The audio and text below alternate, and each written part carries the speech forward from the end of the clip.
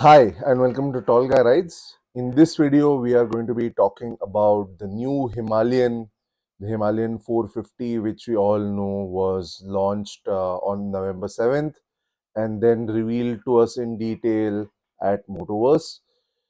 There's been a lot of videos about the Himalayan, and this video probably will not cover a lot of things which are very different, but it will provide you with a different perspective on the motorcycle.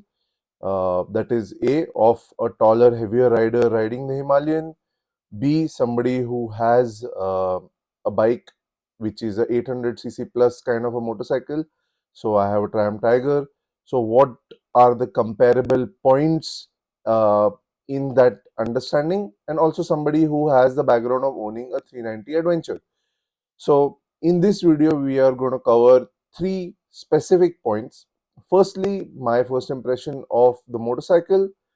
Secondly, it's going to be my experience of riding the Himalayan at Motoverse 2023 on a track that they had designated. And it was not a very short track. It had a mixture of both road and off-road, a lot of gravel near the hilltop of Vagator, and finally an answering of who I feel is a great customer or great prospect for the new motorcycle and who perhaps isn't.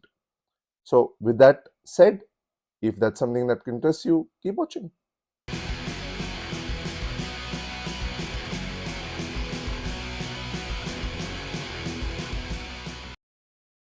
You're still here? Awesome.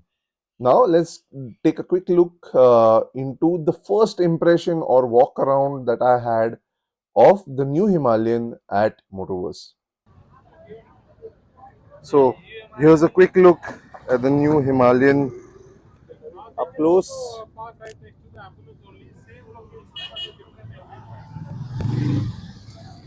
In terms of the profile, I think it's a little bit smaller than the old Himalayan.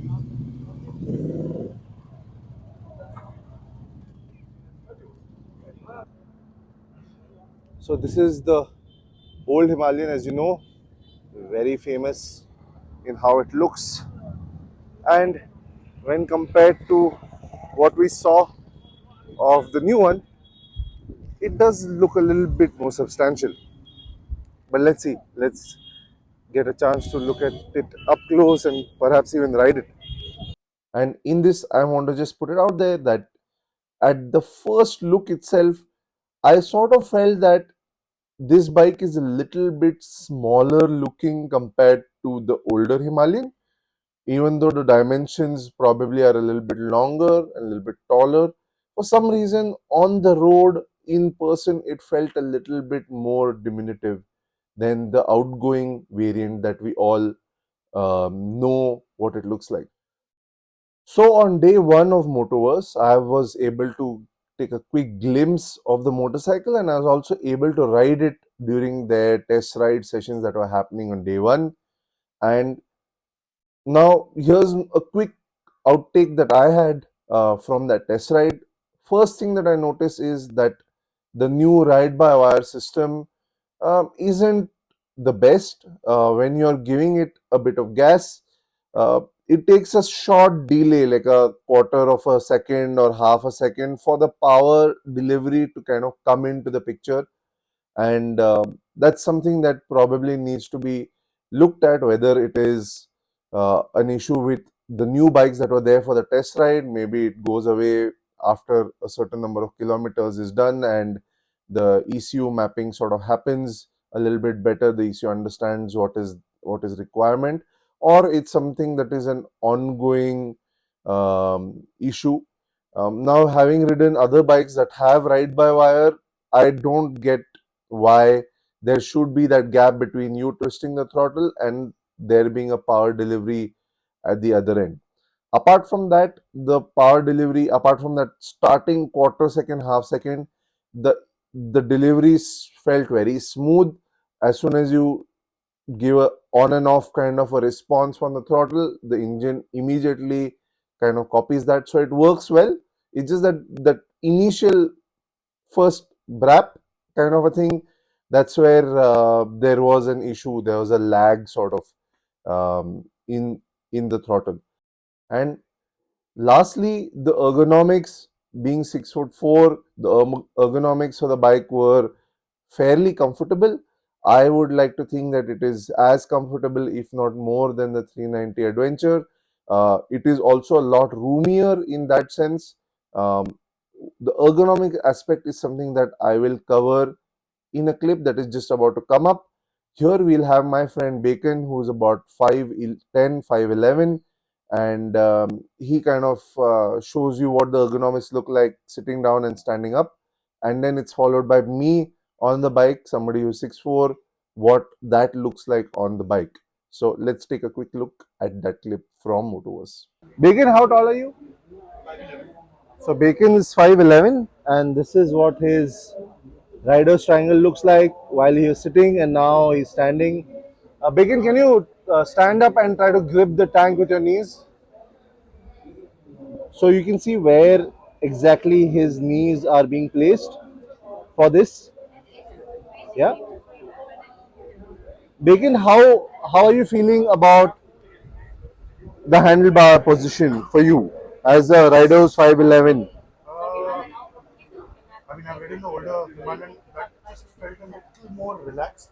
This feels a little upright. You can see the shoulders straightening Yeah, rather than dropping down. yeah.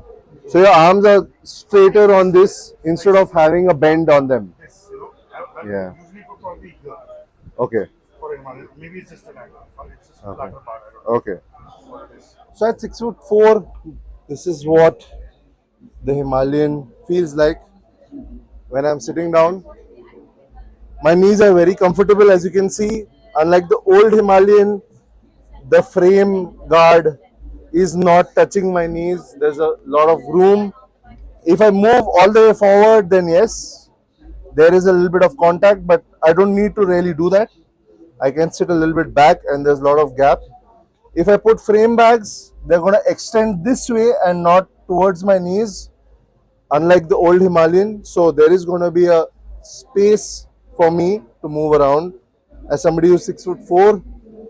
And once I stand up, the position is fairly comfortable. Maybe somebody who's this tall will need handlebar risers. 6'2" plus, I think you'll need handlebar risers. And when you grip the knee, I think compared to the old Himalayan, this is better because there is some tank flare here to stop your knees from sliding further down. Whereas the old Himalayan, it was just straight down. So unless you had tank grips or you're wearing very grippy leather, you would just like slide all the way down. Here, there is some physical barrier to stop you from sliding forward. Of course, this is for the off-road purpose. But apart from that, I think there's a lot of space for you to move around while you're standing, and also a lot of space for you to move around when you're sitting, as you can see, for a taller rider. And the knee position is fairly good. I'm not sure what seat height this is set to. I'm assuming it's the 825 seat height. But if you make it 845, it probably is a little bit better for a taller rider. So hopefully that clip kind of gave you a good understanding of the ergonomics and what it would look like for you when you are sitting on the bike. And yeah, if you have any questions about how it felt, etc., well, drop them down in the comments and we'll get to it. Now, let's talk at what the bike is basically intended to do and who is it for. The bike is basically something that is very touring friendly and is also a bike that can tackle off-roads fairly well. It is a heavy bike, but the engineering has done something really interesting with the bike, with the slower placement of the engine, the angle at which it's placed. I'll not get into the nitty-gritties. There are much better people to explain those to you. But what it feels like on the bike is what I can talk about. So usually all these bikes have a, say, a tipping point within which it feels a little bit comfortable and controlled, and when it goes beyond that certain angle or point, and then it starts feeling that it's going to give away or it's going to fall. On the Himalayan, this angle is quite wide. You feel that the bike is in control for quite a bit of angle over there. So the bike is moving, leaning left a lot or right a lot. You feel that the bike is still under control. Maybe that's to do with the center of gravity and how they planned the bike in that sense, and how the fuel tank has an air box or the air filter right on top, and the fuel is located a little bit lower than what it was in the previous iteration. And also compared to the 390 Adventure, I think the tipping point for this bike is far further than the 390 Adventure, and even for that matter the Xpulse. So that is something that I really liked about the bike, where it does feel very stable and that you can recover it from a tip fairly easily, and that degree is quite a bit. So that is one point that I'd like to make about the bike in general and how it can probably do off-roads really, really well. Um, in terms of power delivery, I think that the power delivery, the snap of the bike could have been a little bit better, because if you're trying to kind of release the, or I don't know what the right term is, basically let the rear wheel slide, do a power slide kind of a thing. It takes a bit of time because the ride by wire throttle doesn't give you all of the power instantly. It takes a bit of time, and well, unfortunately, it's not something that works out well in that sense. You need to be very high in the revs for you to unlock the rear wheel in that sense. So that's one place where I felt it could be a little bit better, perhaps with servicing done, second service done, or maybe there's aftermarket products that can be brought into picture, or maybe a, larger rear sprocket or a smaller front sprocket that can be put in place to give you that quick acceleration and a quick response. That would be interesting for experienced off-roaders. For somebody who's getting into off-roading or is not a big fan of doing a lot of off-roading but wants to do it once in a while, somebody like me, I think this is a great bike. It provides you with enough amount of power, enough amount of braking, and enough amount of flexibility and stability that the bike will probably take care of you and let you make mistakes and not result in a crash in that sense. Now, let's talk about who the bike is for. I feel that this bike is for somebody who is moving up the ladder from a 150, 200, 250 kind of a category motorcycle, and they are looking to buy their uh, touring bike. In that sense, they want to upgrade and move up in that category. It's an excellent opportunity, the new Himalayan. People who are now getting over the old Himalayan, they want a little bit more power, and perhaps before this launch they were looking at the 390 ADV. Now you can just have the same Himalayan but in the newer variant with the 450 engine. I think for those people as well, um, the new Himalayan is a must go to bike, because there is a lot of things that are similar in that sense. It's not a very high revving peppy motorcycle, but there is a lot more newer elements to experience in the new bike as well.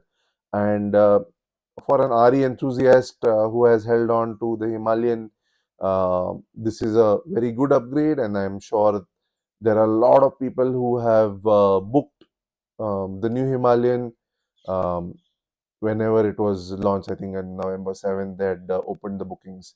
So it's a good bike for those. It's also a very good bike for people who have a larger capacity motorcycle, be it an adventure touring motorcycle or a sports bike or uh, a retro kind of a motorcycle. Well, if you are looking for a second bike that probably can do it all, and you can keep your big, expensive, precious bike at home for these long tours where things can go wrong, and with the bigger bikes, you don't have that support.